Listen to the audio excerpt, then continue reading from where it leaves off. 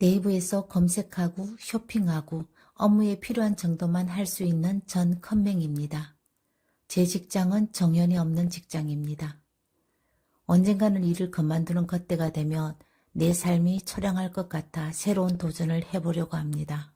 옛말에 무식한 놈이 용감하다는 말이 있듯이 컴맹인 주제에 유튜브를 한번 용감하게 시작해 보려고 합니다.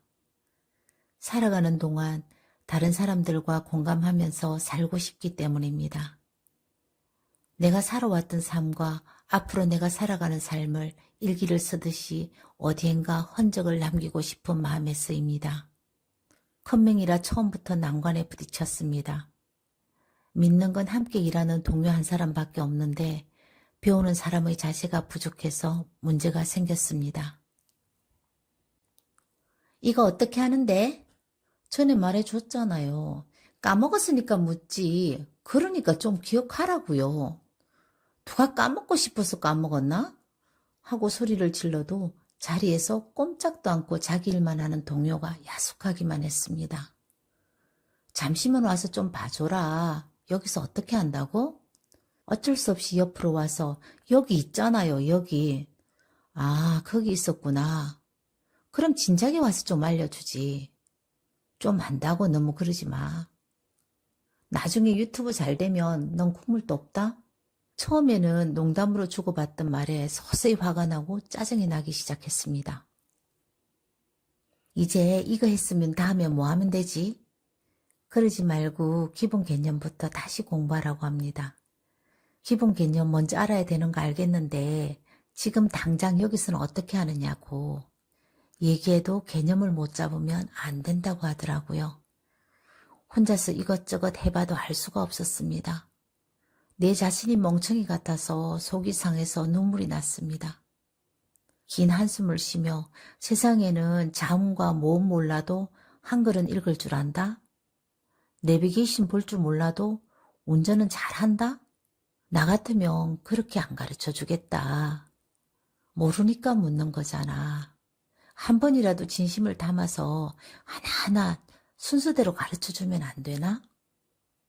자꾸만 모르는 거 물어보라고 하면 뭐 하는데 아는 게 없으니까 질문도 못하지.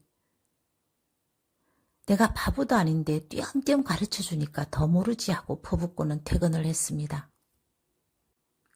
다음 날 아침 눈을 뜨면서 후회했습니다. 나만 상처를 받은 게 아니겠구나.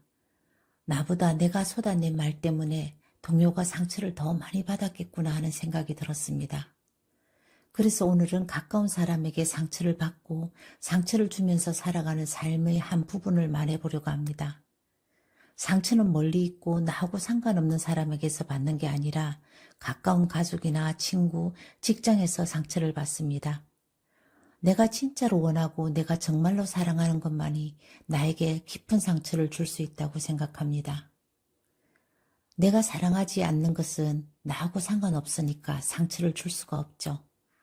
상처란 것은 나만 겪고 있는 힘듦이 아니라 원래부터 사랑처럼 주고받는 것 같습니다.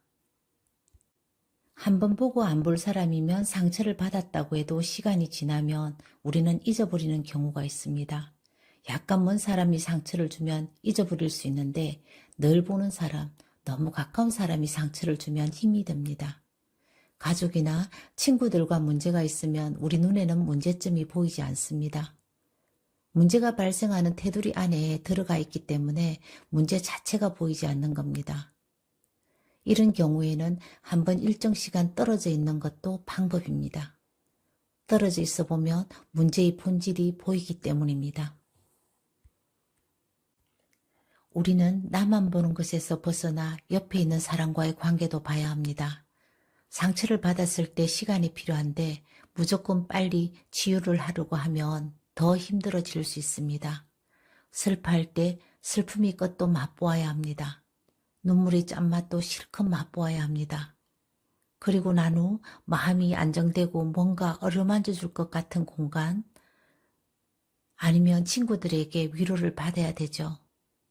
우리가 살다 보면 좋은 일들도 많이 일어나지만 상처가 되고 마음에 후회가 되는 일도 많이 일어납니다. 만약 나에게 상처를 준 사람이 있다면 어떤 방법으로 잊으셨나요? 최악의 기억을 되살리면서 잊으려고 노력하면 잊어지던가요? 오랜 시간을 우울하게 슬피 울면서 살아가면 사라지던가요? 왜 이런 최악의 상태가 되었을까 하는 자신을 돌아보면서 후회하면 잊을 수 있던가요?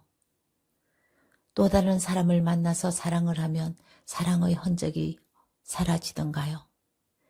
내 인생에서 원래 없었던 사람으로 잘라내고 살면 가슴속 기억들이 없어지던가요?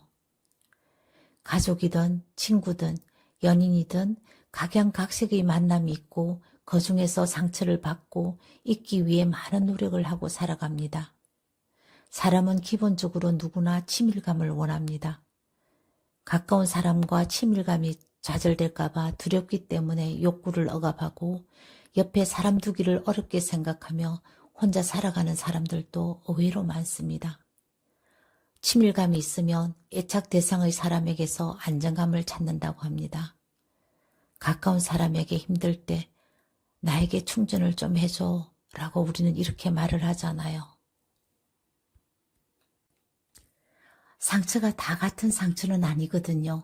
어떤 상처는 가벼운 용고만 발라도 며칠이면 낫지만 깊이 패인 상처는 도려내고 채우고 꿰매고 수술을 하고 오랜 시간이 필요합니다.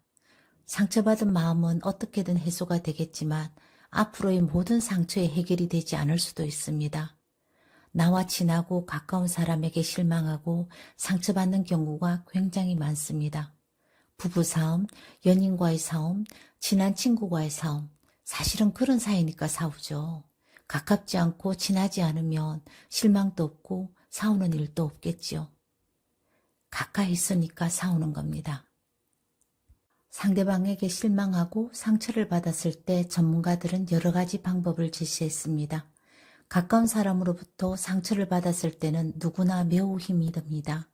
이런 상황에서는 우선적으로 그 사람과 소통하는 것이 중요합니다. 그 사람과 대화를 나누어서 서로의 감정과 생각을 솔직하게 표현하고 들어주는 것이 좋습니다. 하지만 상대방과 대화가 어려울 경우에는 시간을 갖고 잠시 동안 거리를 두는 것도 좋은 방법입니다. 상처를 받은 감정들을 처리하고 재충전할 수 있는 시간이 필요할 수 있기 때문입니다.